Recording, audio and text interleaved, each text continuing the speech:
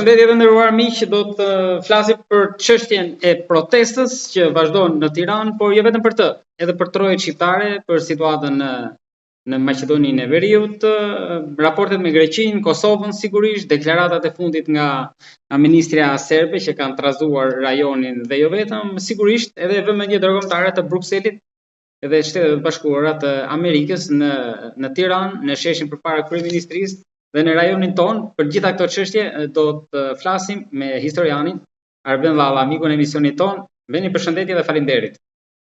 Përshëndetje juve. Veni, do ta nisim me protestën në Tiranë, se ajo është kryefjalë prej gati 45-46 ditësh që vazhdon akoma. Në gjykimin tuaj e ka arritur qëllimin, mos duhet kaloj tani një tjetër hap apo nuk dështoj në produkt? Mendimi im është që protestat në fillimet e së ditë të parë nisi shumë mirë, sa vetë kryeministri Rama u trem në 4-5 ditë apo ditët e 6.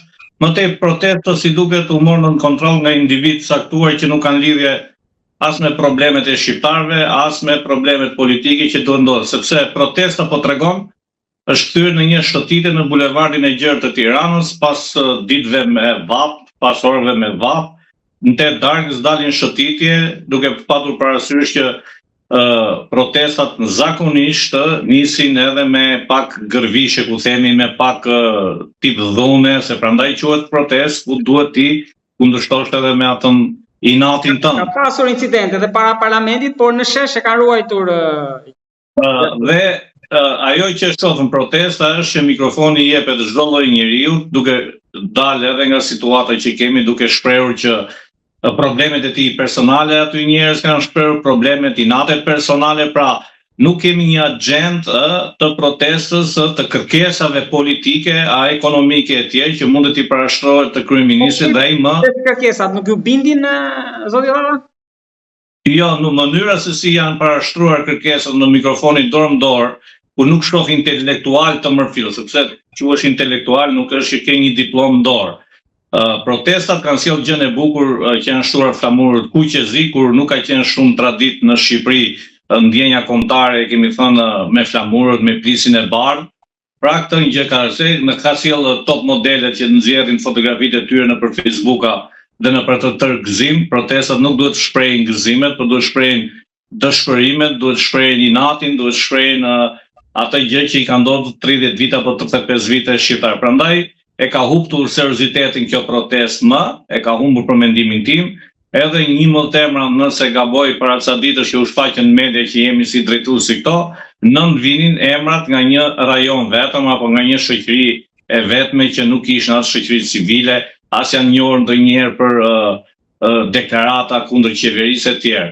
Dhe protestave u mungojnë zërat e mirëfillt intelektual, akademikët e mirëfillt, se ne kemi akademik që kanë zërin kundër qeverisë, kundër pushtetit dhe nuk i shohim në krye që dilte, por shohim individ, ndoshta edhe pa shkollat mesme, ndoshta me një 8 vjeçare, ndoshta njerëz të rrugëve që nuk e meritojnë të udhëheqin në besimin tim për shembull si individ, është që të rrëzojmë të qeveri.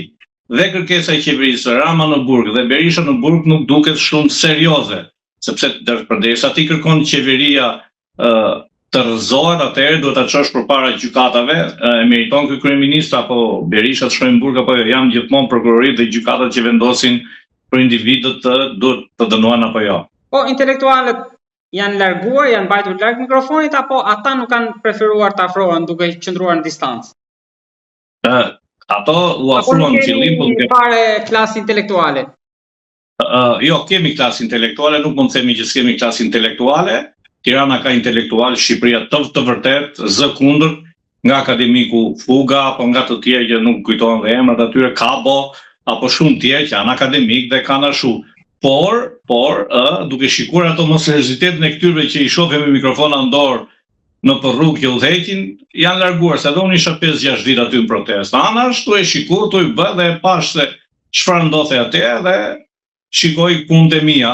Pra nuk më duket produktive, bile po jo them mendimi im është që këtë protestë tani për tani e kontrollon vetë kryeministri Rama me elementet e tij dhe e ka si relaks që kjo dalin disa njerëz aty në këto ditët e vapës, në freski masorës të darkë, shëtisin Tiranën, Dhe vazhdon Rama dhe qeveria e tij punët e tij, qoftë negative, qoftë dhe pozitive. Si mbyllet në fund? Edhe mendoni që do ta kap shtatorin edhe me këtë skenar të kontrollit? Kush, kryeministri Rama? Po.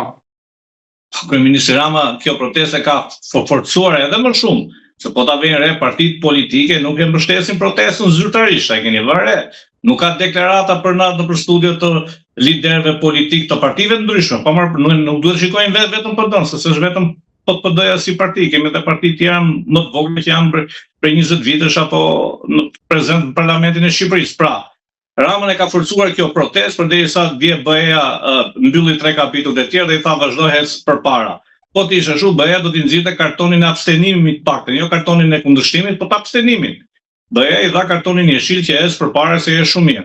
Pra, i mungon për ta mbyllur me protestën me pjesën e Tiranës, gjallëria dhe agresiviteti për ju duke përfunduar në duart e qeverisë. Protestë pra ajo siç e plotësuat edhe ju, i mungojnë këto, por i mungon dhe tani serioziteti mas 43 ditësh atje. Nëse këta njerëz që protestojnë aty do ishin shumë serioz, nuk do ta lëshonin vendin, po do rinin 24 orë, 2 ditë, 5 ditë, një javë. I mani mend protestat dhe grevat e urit që kanë bërë partitë të ndryshme shqiptare, qoftë PD-ja, qoftë PS-ja, qoftë shoqatet burgoze politik në fillim, në vitet 90, kanë ndetur atje, jo dalim në 2 orë në protestë me flamur, bëjmë foto se kemi tani telefonat e inteligjencës që mund të dalë komunikojmë me botën, dalëm shumë bukur, u veshëm bukur, ku qezi, plisi bardh në kokë me shqipojnë dhe ne u bëm patriotët më të mëdhenj shqiptarë të historisë. Pra kjo është ajo pjesëmarrja e protestës. Pa dhe një aspekt tjetër, protesta për forcimet, jo vetëm nga Kosova, por edhe nga Maqedonia e Veriut, për të cilët ju keni shkruar vazhdimisht. Disa herë e parë u bllokuan kufi, herën e dytë kaluan, ka nga ata që nuk e kanë kaluar kufirin, por kush janë këta elementë? Ju të paktën keni skicuar gati 60 prej tyre. Nuk i kam skicuar unë, por është institucionet shtetërore të Shqipërisë që rreth 60 shtetas të Republikës së Maqedonisë Veriut me kombësi shqiptare janë shpallur persona non grata në Shqipëri për aktivitetin e tyre që bie ndesh me Kushtetutën e Republikës së Shqipërisë. Për këtë rast.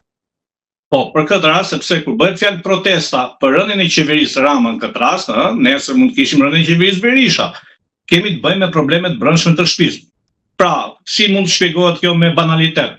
Nëse një baba ka probleme 3 djemtë e tij brenda në shtëpi, ç'a halli ka xhaxhaj apo djali xhaxhaj të fusi hunën në punët e brendshme se çfarë bën babai me djemtë e tij? Pra, çfarë problemi kanë shqiptarët e Maqedonisë Veriut, po qoftë dhe të Kosovës, çfarë probleme ka qeveria atje? Nëse ne do kishim probleme serioze, rrezikimi i shtetit shqiptar, siç është kufiri shtetëror, simbolet, flamuri, gjua, atë i lindë drejta çdo shqiptari që të vinë në Shqipëri të protestojë, apo të marrë armën dhe ta mbrojë.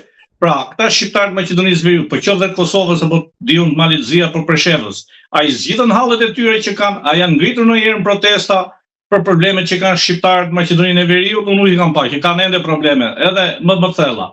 Dhe kjo e çovi që ata po fusin hunën në punët e brendshme të Republikës së Shqipërisë. Dhe normal ka dhe informacione më të tjeshme që disa mos them të gjithë bëjnë pjesë në struktura të shoqatave islamike ekstremiste që kanë qenë mbështetje edhe në Siri, edhe në Egjipt, apo dhe në Irak, apo dhe në vende të tjera që kanë një ideologji islamike politike jo shqiptare, domethënë islamike ekstremiste të vendeve arabe dhe jo fen islame të traditës tonë shqiptare. Kjo e ka çuar institucionet shqiptare në bashkëpunim me partnerët strategjik siç është Shtetet Bashkuara të Amerikës dhe vende të tjera dhe NATO-ja, ti shpalli këta element non grata, sepse ka mjaftueshëm informacione se për çfarë individësh bëhet fjalë. Zoti Valla, kjo ka 2 aspekte. Së pari këta mendoni që ju erdhën me kokën e tyre apo të shtyrë nga politika? Ato erdhën të organizuar, dihet shumë mirë kush e ka dhënë urdhrin të organizuar, me makina dhe me autobus. Rrugtimi atyre ka qenë deri në Durrës, në një xhami të qendrës të Durrësit, aty janë grupuar, kanë bërë gjoja plazh, themi ashtu, dhe ndarkët pastaj kanë ardhur me makinë dhe me autobus të organizuar në protestat e Shqipërisë të Tiranës. Pra janë të organizuar, nuk janë individ që kanë ardhur.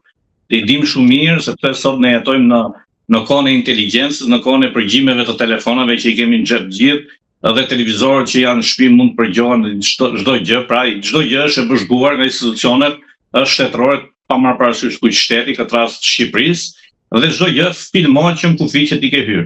Edhe këtu kemi ndarjen sepse Vleni mbështet protestat, Bekim Qoku ka që në ditët e para që kishte postime mjaft aktive në rrjetet sociale ndërkohë që Ali Ahmeti u shpreh kundër për shkak se sipas tij po dëmtohet Shqipëria, po dëmtohet turizmi.